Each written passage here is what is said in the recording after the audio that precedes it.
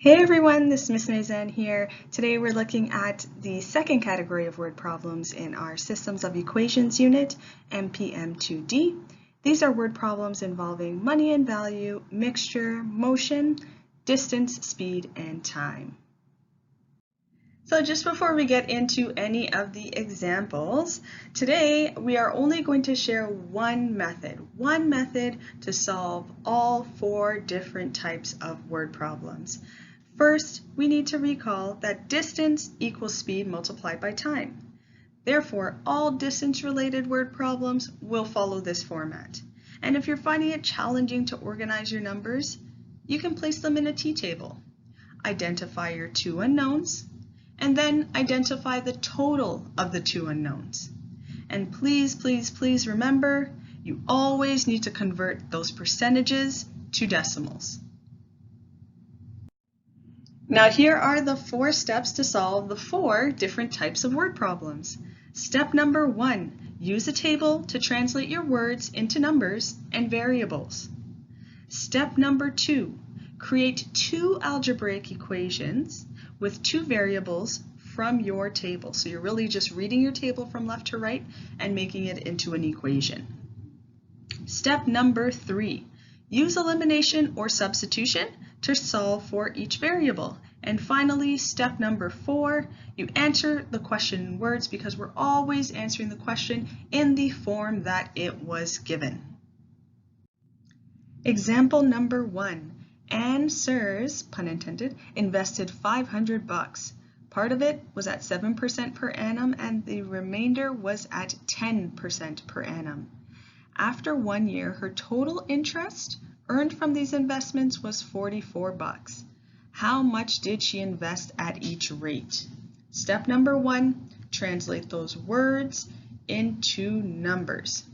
So first we need to identify our two unknowns, and then we're going to place that information into a t-table. So notice how we kept the amount values together. So the amount that was invested at 7% is represented by X, and the amount that is invested at 10% is represented by Y. And that would equal a total dollar value of 500, okay? And then the value of the interest now.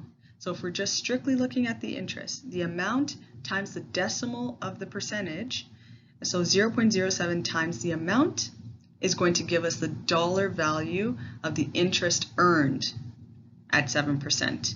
The same for Y, and both of those values added together will give us $44. Step number 2 is us really just reading our t-table from left to right and creating an equation. So that's X plus Y equals 500. And our second equation there is 0.07x plus 0.01y equals 44. Step number 3 is where we select between substitution or elimination to solve for one of our two unknowns. And in this case, the question is actually asking us to solve for both unknowns. So we will go ahead and use elimination to solve for our unknowns. First, we will solve for Y, and we get a value of $300. So $300 was invested at 10%. And we do simple substitution to find out what the value of X is, and $200 was invested at 7%. Step number 4 now is just answering the question in words, and that would give us, therefore, $300 will be invested at 7% per annum and $200 at 10% per annum. Example number 2, a chemist needs to make 10 liters of 42% sulfuric acid solution. The acid solutions are sold as 30% and 50% solutions. Now, how many liters of each solution must be mixed together to make the 42% solution? Now take note of that 42% solution at the end of the question there. We're going to need it. Step number 1, translate your words into variables and numbers. But first off, we always identify our two unknowns. X equals liters at 30% and Y equals liters at 50%. We then transfer the rest of our information into a t-table. So we start off with the amounts, so that's liters of X and liters of Y, give us a total of 10 liters. And for the mixture amounts, it's always calculated at liters times the decimal, or any amount times the decimal. In this case, it's liters. So 0.3x and 0.5y.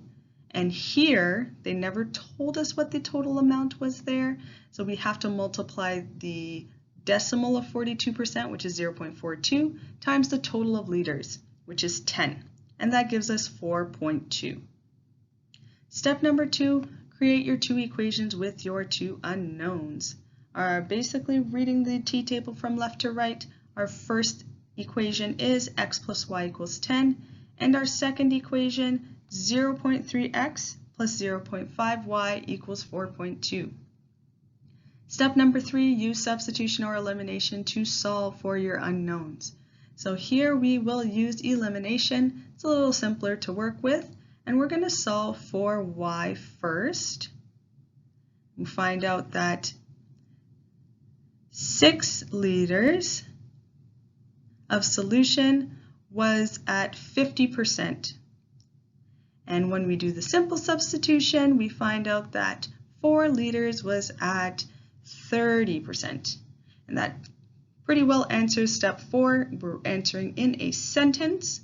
That's 6 liters will be at 30% and 4 liters at 50% to produce a 10-liter solution of 42% sulfuric acid.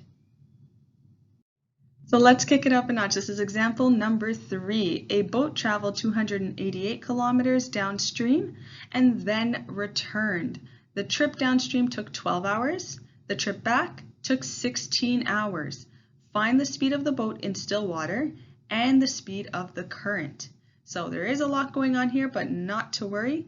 We will take care of this one step at a time, starting with step number 1.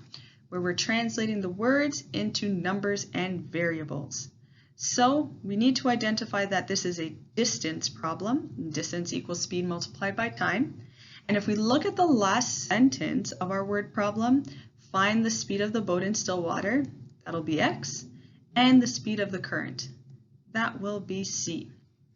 Okay, now all the other information in the equation using speed multiplied by time and distance, we will be able to put that into a t-table, and it'll look something like this. For downstream, it's x plus c for the speed, 12 for the hours, and 288 for the distance. For upstream, it's x minus c for the speed, 16 hours, and 288 for the distance. Now the speed is x plus c downstream because the current is helping accelerate the boat. Whereas upstream, you're going against the current, so it's slowing you down. And you're going to see that disparity too with the number of hours it takes to reach the same, or to cover the same amount of distance for downstream versus upstream. So now that we have our t-table all complete, we are good to go to move on to step number 2. Step number 2, where we create our two equations. First equation will be 288 equals 12 multiplied by x plus c. And our second equation is 288 equals 16 multiplied by x minus c. Step number 3, choose elimination or substitution to solve for both of your variables. Here we will use substitution. First, we are going to distribute our 12 to the x and the c in our first equation and rearrange to isolate for x, and then we'll go ahead and substitute x for 24 minus c in our second equation. Continue on with your algebraic process, subtract and divide out by your coefficient negative 32. You will find that your current or c value is 3. Now to find our x value, we go back to our original equation and substitute 3 for c,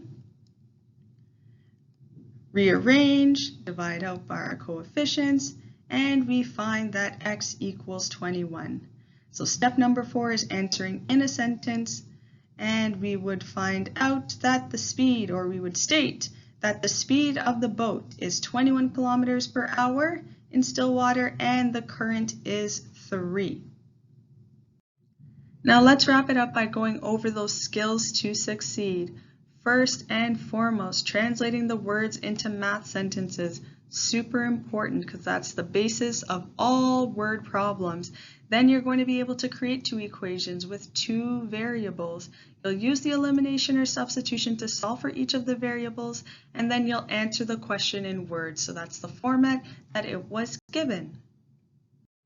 And just like that, you've become a master of solving Category 2 word problems in our Systems of Equations unit. Thanks for watching.